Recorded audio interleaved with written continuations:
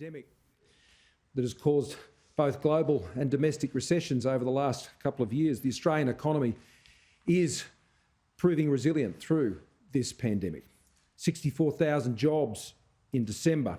It's more than 2,000 jobs a day. Unemployment has fallen to 4.2%.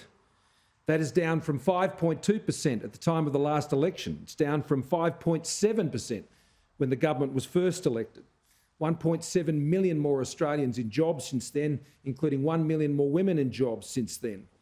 It peaked during the pandemic at 7.4%, with an effective rate of unemployment which was almost 15%. And here it is today, going through a pandemic at 4.2%.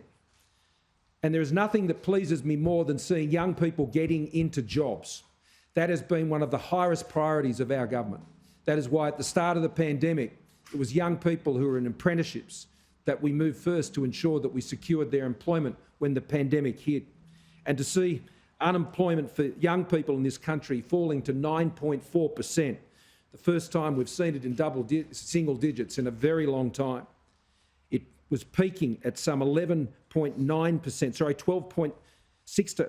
16.4% during the peak of the pandemic, young people losing their jobs.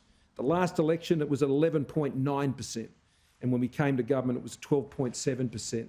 Getting young people into jobs is such a passionate objective of our government, and they're pleasing figures, but we know there are still challenging times ahead as we seek to secure this economic recovery. We said back in November, we had hoped that as the economy opened up, there'd be some 280,000 jobs that would come back. Indeed, there's been 430,000.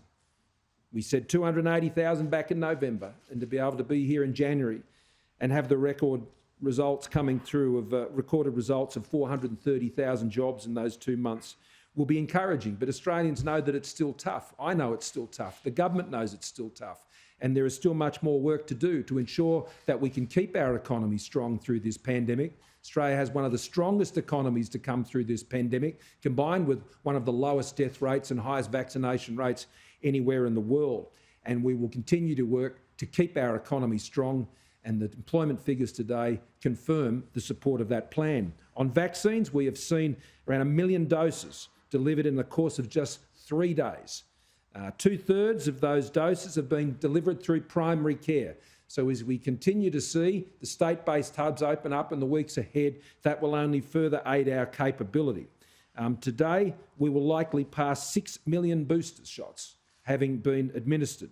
More than 20% of 5 to 11-year-olds have had their first dose, 21.62%, and today we're likely to pass the 500,000 mark for 5 to 11-year-olds. There was also announcements made today, which the Chief Medical Officer will speak to, regarding the TGA approval of Novavax and some other antivirals. At National Cabinet Day, we also had a very, very useful discussion on the progress of the work we're doing on supply chain durability and workforce. We received the same feedback from states and territories today that we'd been receiving in our own industry consultation and feedback that I reported to you on yesterday, which is saying that the measures that we've taken to alleviate the pressures, particularly around close contact rules and isolation rules, are having a positive impact on the distribution centres, on the production side of things, and the challenge still remains to ensure that we keep working the workforce pressures in the logistics, in the distribution and the transport sector.